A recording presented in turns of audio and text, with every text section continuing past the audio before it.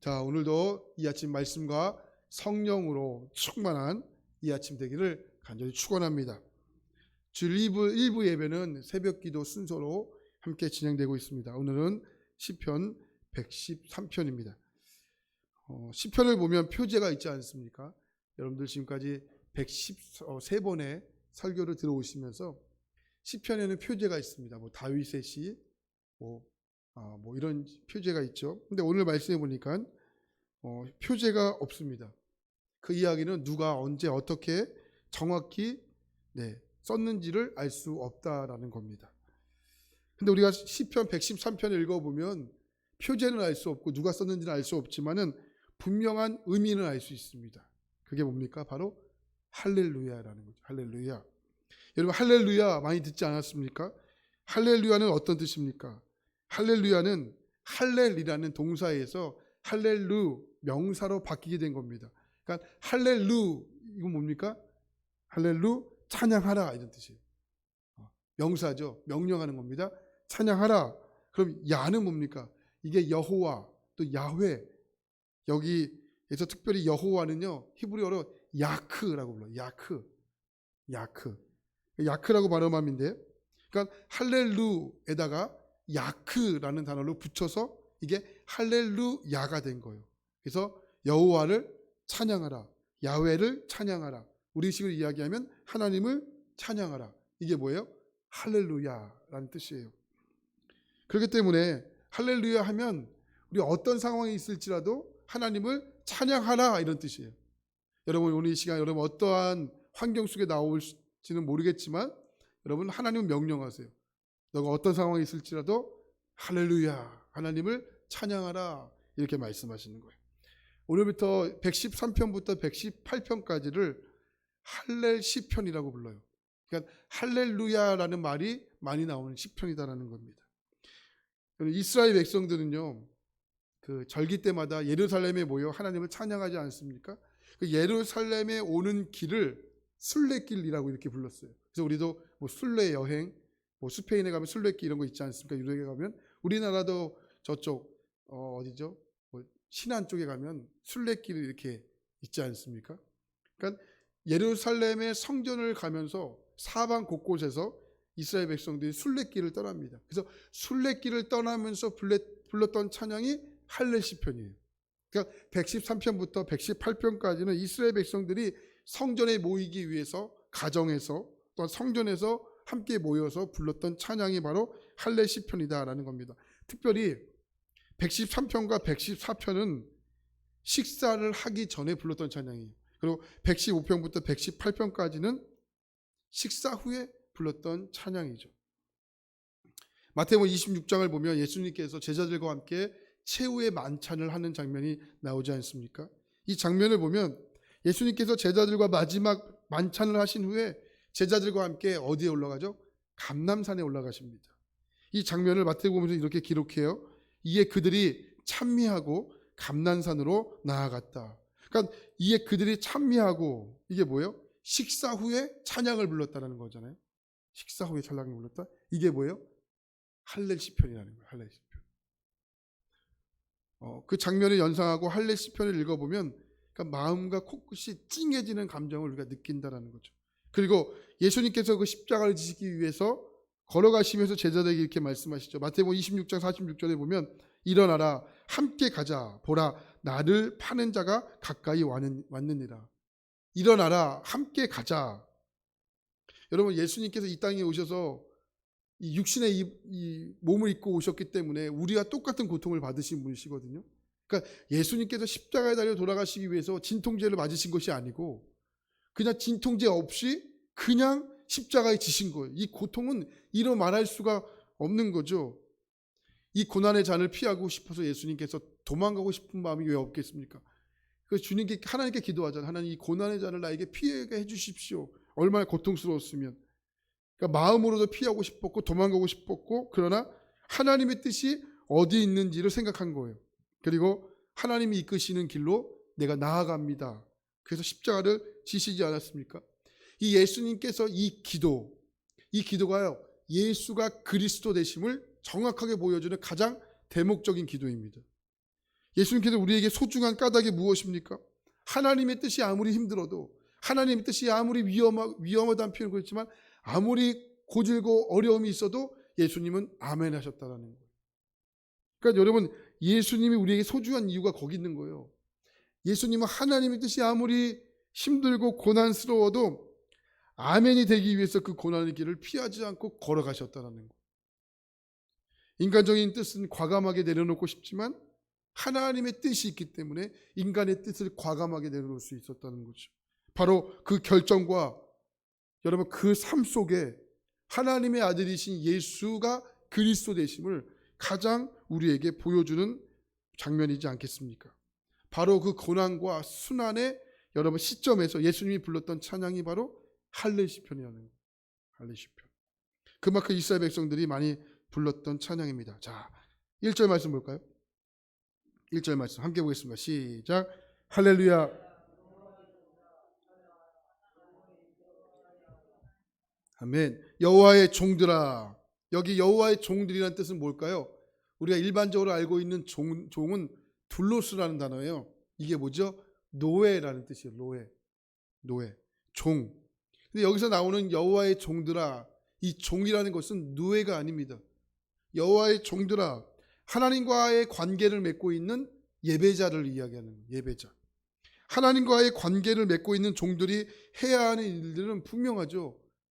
이거는 이유가 불문하지 않습니다. 분명합니다. 그게 뭐예요? 여호와를 찬양하는 겁니다. 할렐루야. 어떤 상황이 있을지라도 여호와를 찬양하는 것을 중단하지 말라는 거예요. 그럼 우리의 모습을 살펴보자는 거예요. 여러분 어떤 일이 있을지라도 여러분 이번 한 주간 동안 여호와를 찬양하는 일들을 중단하셨습니까? 이건 여호와의 종들이 아니라는 거예요. 여호와의 종들과 아닌 것이 분명하고 뚜렷하게 나눌 수 있는 그 분기점이 어디 있느냐? 그게 여호와의 찬양하는 겁니다. 할렐루야. 여러분 여호와를 찬양하셨습니까? 어떤 상황이 있을지라도 여호와를 찬양하셨습니까? 여러분 우리에게는 각자의 이름이 있지 않습니까? 네. 저는 부모님께 저희 이름을 지어주셨을 때 넓고 밝게 살아라 라는 의미로 호성이라는 이름을 지어주셨습니다. 여러분들도 자녀와 손자들의 이름을 짓는 일이 있으면 어떻게 해서든지 좋은 의미를 담지 않습니까? 여러분 자녀와 손자의 이름을 지을 때 그냥 막 짓는 사람 있습니까? 나왔으니까 넌 첫째, 이름이 이첫째야. 나왔으니까 둘째, 이름은 이둘째. 옛날에는 그렇게 막 지었다는 분들도 있으시잖아요. 그죠? 자녀를 워낙 많이 낳았죠. 근데 여러분 그 의미를 굉장히 좋은 의미를 담지 않습니까? 네. 이름은 그 사람을 보여주는 가장 중요한 표현이기 때문에 그렇습니다. 1절 말씀에서 여호와의 이름을 찬양하라라고 이야기합니다.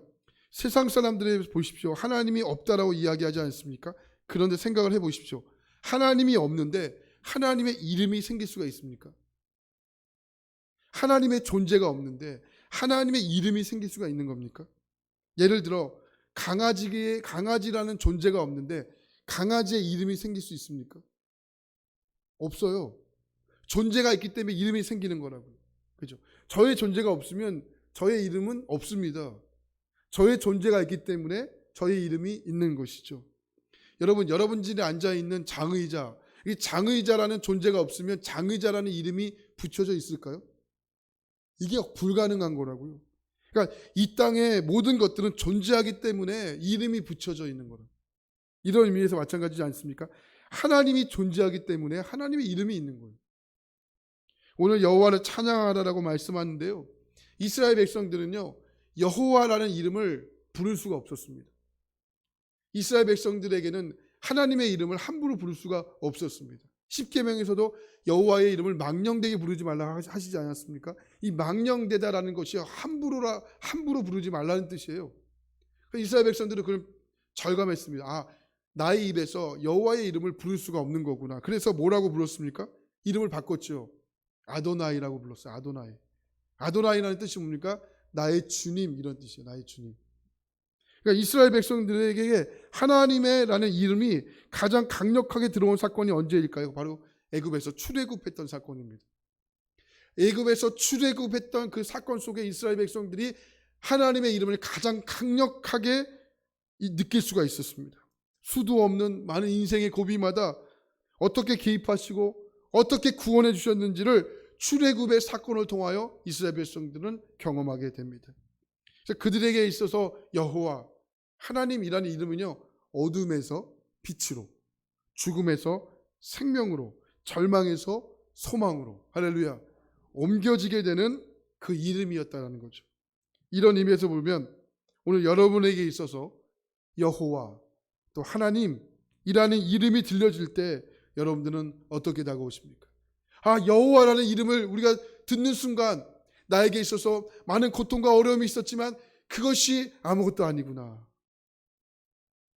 절망이 있었지만 여호와라는 하나님이라는 이름이 들려질 때, 여러분이 있을 가운데 고백되어질 때 절망에서 소망으로 바뀌는 거구나. 할렐루야. 그게 바로 할렐루야라는 겁니다. 2절 보십시오. 여호와 하나님의 이름을 언제까지 찬양한다고 합니까? 이제부터 영원까지 여호와의 이름을 찬송할지로다. 여러분, 이제부터라는 표현보다는, 이게 원어적인 표현은요, 이제부터라는 뜻보다는 지금부터라는 뜻이에요. 지금부터 영원까지 여호와의 이름을 찬양하라. 그러니까 여호와 하나님은 찬양받기에 충분하고 합당하신 분이십니다. 하나님이 우리가요, 기분이 좋을 때만 부르는 찬양만 주님이 받으시겠습니까? 기운이 좋을 때, 힘이 넘칠 때만, 우리의 기도에 응답을 받을 때만 찬양을 받으시기 합당한 분이십니까? 아니시죠. 하나님은 이런 것들과 전혀 상관이 없습니다. 우리의 기도에 응답하시건 우리가 어떤 상황이 있을지라도 그건 하나님 앞에 별로 중요하지 않습니다. 하나님은 모든 것을 뛰어넘는 분이시고 찬양받기 합당한 분이시라는 겁니다. 그러니까 하나님은요, 우리의 감정과는 상관없으신 분이세요. 하나님은 돌들을 들어 하나님을 찬양한다고 하지 않습니까? 그래서 하나님 뭐라고 말씀하시는 거예요? 지금부터라는 거예요. 지금부터. 그래서 오늘 말씀의 제목이 지금부터 찬양하십시오라는 말씀입니다. 여러분, 혹시 여러분의 입술 가운데 여러 가지 사정으로, 여러 가지 상황으로 하나님을 찬양하는 소리가 멈추어져 있습니까? 지금부터 찬양하십시오. 지금부터 찬양하십시오. 그래서 여러분, 오늘 113편의 순서를 잘 보십시오. 우리를 찬양할 때 왜 찬양하는지가 중요합니다. 하나님 나에게 무슨 은혜를 주셨는지, 또 나에게 하나님 어떠한 일을 행하셨는지, 그래서 왜 찬양하는지가 중요해요. 근데 오늘 10편 113편의 말씀에 보니까 하나님이 나에게 은혜를 주셨고 내가 어떠한 이유로 하나님을 찬양하는지 그 이유를 먼저 설명하지 않으십니다. 하나님은 어떤 이유가 있기 때문에 하나님을 찬양하는 것이 아니고 하나님은 찬양받기에 합당하신 분이시라는 거예요. 할렐루야.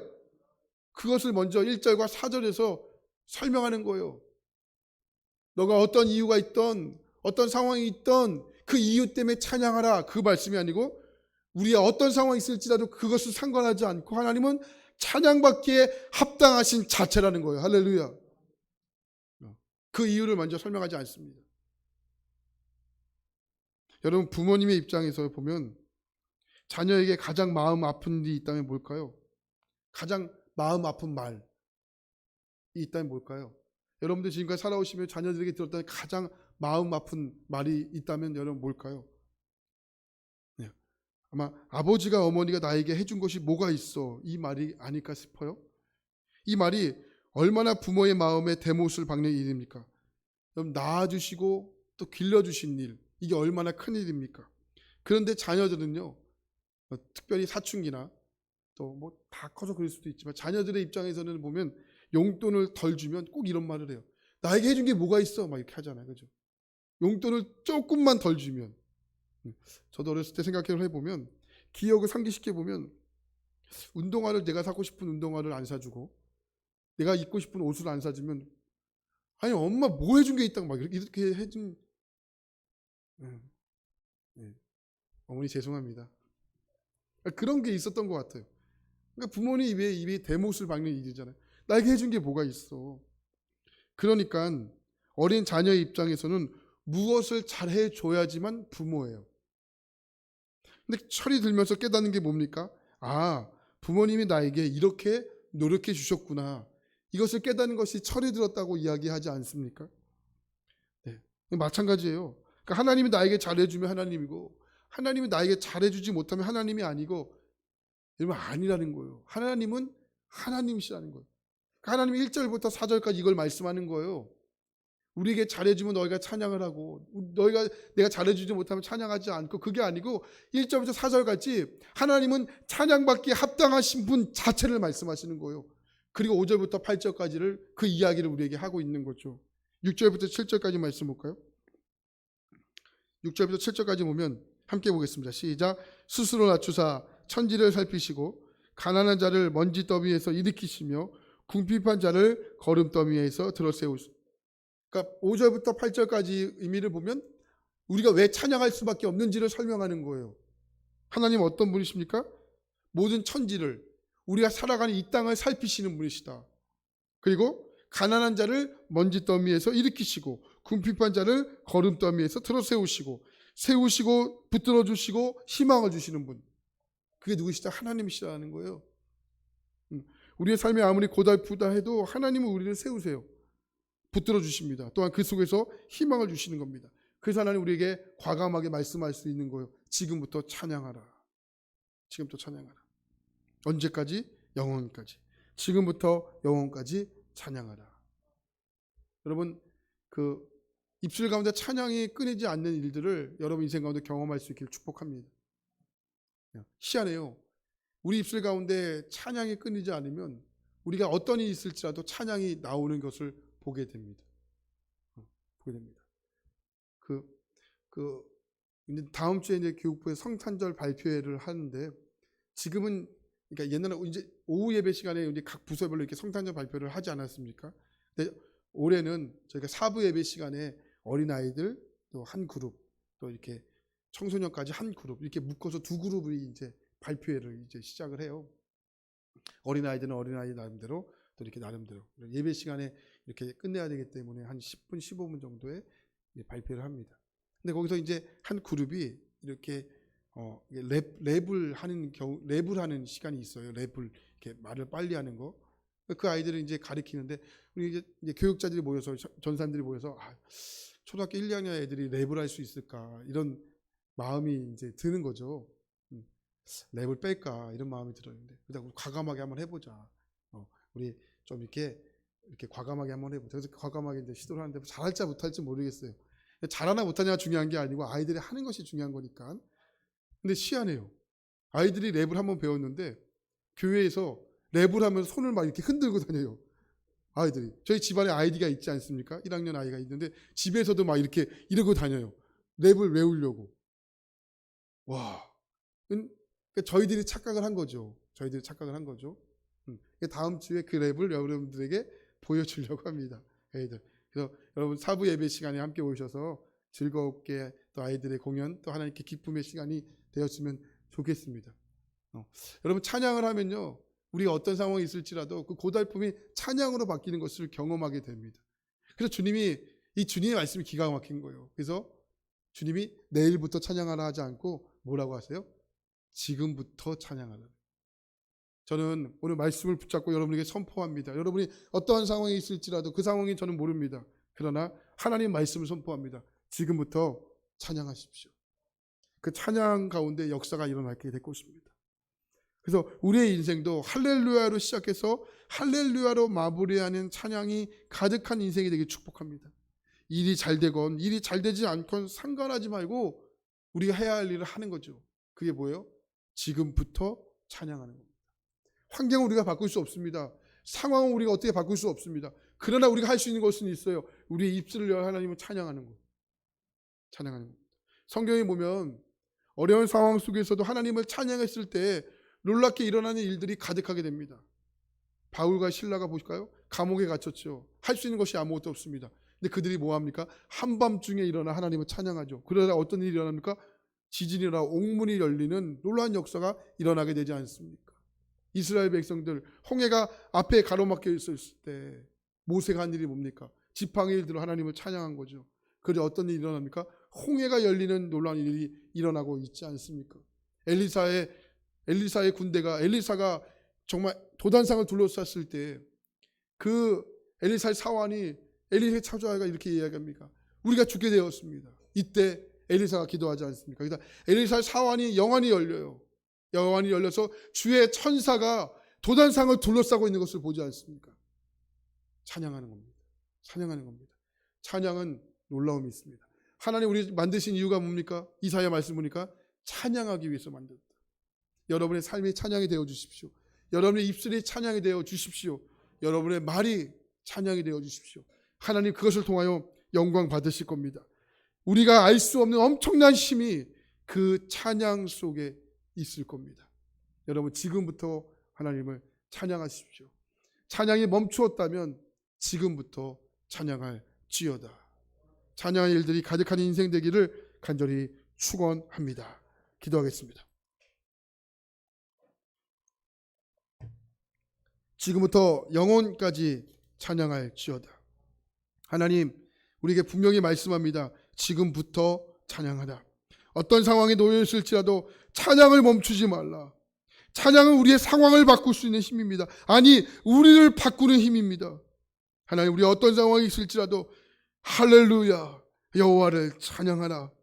주님 우리에게 명령합니다. 부탁하는 거 아닙니다. 명령합니다. 할렐루야 여호와를 찬양하라. 하나님 이스라엘 백성들은 어떤 상황이 있을지라도 여호와를 찬양했습니다. 말씀 속에 하나님 그단이 우리에게 말씀하고 싶은 것이 있다면 그것은 어떤 상황이 있을지라도 찬양을 멈추지 말라는 겁니다. 하나님 우리 함께 예배하는 우리 모두를 주의 이름으로 축복합니다. 하나님을 찬양하는 일들이 가득하게 하여 주옵소서. 오늘부터 지금부터 여호와를 찬양할지어다. 하나님 이런 놀라운 일들이 우리의 삶 가운데 끊이지 않고 날마다 펼쳐지게 하옵소서. 예수님의 이름으로 기도합니다. 아멘. 하늘에 계신 우리 아버지여 이름이 거룩히 여김을 받으시오며 나라에 임하시오며 뜻이 하늘에서 이루어진 것 같이 땅에서도 이루어지이다. 오늘날 우리에게 이러한 양식을 주옵시고 우리가 우리에게 죄 지은 자를 사하여 준 것 같이 우리의 죄를 사하여 주옵시고 우리를 시험에 들게 하지 마옵시며 다만 악에서 구하옵소서. 나라와 권세와 영광이 아버지께 영원히 있사옵나이다. 아멘. 할렐루야. 우리 함께 이 시간 기도할 때 하나님 지금부터 찬양하겠습니다.